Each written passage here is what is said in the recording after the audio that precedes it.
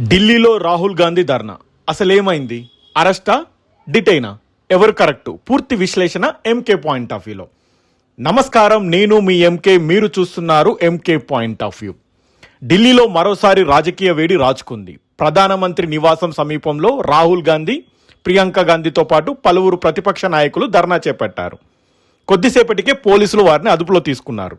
కొంతమంది రాహుల్ గాంధీని అరెస్ట్ చేశారంటున్నారు, మరికొంతమంది అది అరెస్ట్ కాదు, కేవలం డిటెన్షన్ మాత్రమే అంటున్నారు. అయితే నిజమేంటి? ఈ నిరసన ఎందుకు జరిగింది? పోలీసులు చట్టబద్ధంగానే వ్యవహరించారా? ప్రతిపక్షం చెప్పేది నిజమేనా, లేక ప్రభుత్వం చెప్పేది కరెక్టా? ఈ వీడియోలో ఎలాంటి రాజకీయ పక్షపాతం లేకుండా వాస్తవాలను, చట్టపరమైన అంశాలను, రెండు వాదనలు మీ ముందుంచబోతున్నాను. అసలు ఢిల్లీలో ఏం జరిగింది? ఢిల్లీలో కాంగ్రెస్ పార్టీ ఆధ్వర్యంలో పలువురు ప్రతిపక్ష నాయకులు ప్రధానమంత్రి నివాసం వైపు నిరసనగా వెళ్లారు. విద్యార్థుల సమస్యలు, పోలీసుల చర్యలపై కేంద్ర ప్రభుత్వం స్పందించాలని డిమాండ్ చేస్తూ ఈ కార్యక్రమాన్ని నిర్వహించారు. అయితే ప్రధానమంత్రి నివాసం పరిసర ప్రాంతం ప్రత్యేక భద్రతా మండలిగా పరిగణించబడుతుంది. అక్కడ పెద్ద ఎత్తున నిరసనలు నిర్వహించడానికి అనుమతులు, భద్రతా నిబంధనలు కీలకంగా ఉంటాయి. దీంతో పోలీసులు నిరసనకారులను అక్కడి నుంచి తొలగించారు. ఈ సందర్భంగా రాహుల్ గాంధీ, ప్రియాంక గాంధీతో పాటు పలువురు నేతలను కొంతసేపు పోలీసులు అదుపులో తీసుకున్నారు. రాహుల్ గాంధీని అరెస్ట్ చేశారా లేక డీటెయినా?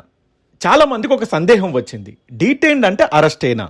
సాధారణంగా కాదు. చట్టపరంగా డీటెన్షన్ మరియు అరెస్టు రెండు ఒకటి కావు. డీటెన్షన్ అంటే శాంతి భద్రతల కోసం లేదా పరిస్థితిని నియంత్రించడానికి కొంతసేపు పోలీసుల అదుపులో ఉంచడం. అరెస్ట్ అంటే నిర్దిష్ట చట్టపరమైన కారణాలతో ఒక వ్యక్తిని అధికారికంగా అరెస్ట్ చేయడం. అందువల్ల ప్రతి డీటెన్షన్ని అరెస్ట్గా చెప్పడం సరైంది కాదు. అయితే ఏ సందర్భంలోనైనా ఏ చర్య తీసుకున్నారనే విషయం అధికారికంగా పోలీసుల వివరణపై ఆధారపడి ఉంటుంది. అసలు కాంగ్రెస్ వాదన ఏంటి?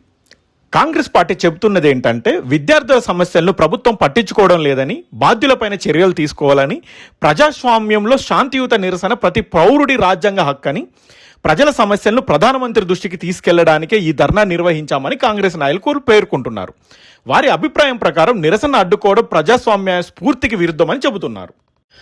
ప్రభుత్వం మరియు పోలీసుల వాదన ఏంటంటే, ప్రధానమంత్రి నివాసం అత్యంత భద్రత కలిగిన ప్రాంతం. ఇక్కడ ఎలాంటి భద్రత లోపం జరిగినా అది దేశ భద్రత పైనే ప్రభావం చూపే అవకాశం ఉంటుంది. అందుకే భద్రత నిబంధనల ప్రకారం మాత్రమే చర్యలు తీసుకున్నామని అధికారులు చెబుతున్నారు.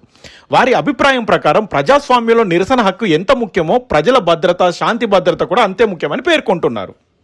అసలు రాజ్యాంగం ఏం చెప్తుంది? భారత రాజ్యాంగం పౌరులకు శాంతియుతంగా సమావేశం కావడానికి, నిరసన తెలియజేయడానికి హక్కును కల్పిస్తుంది. అయితే ఆ హక్కు సంపూర్ణమైంది కాదు.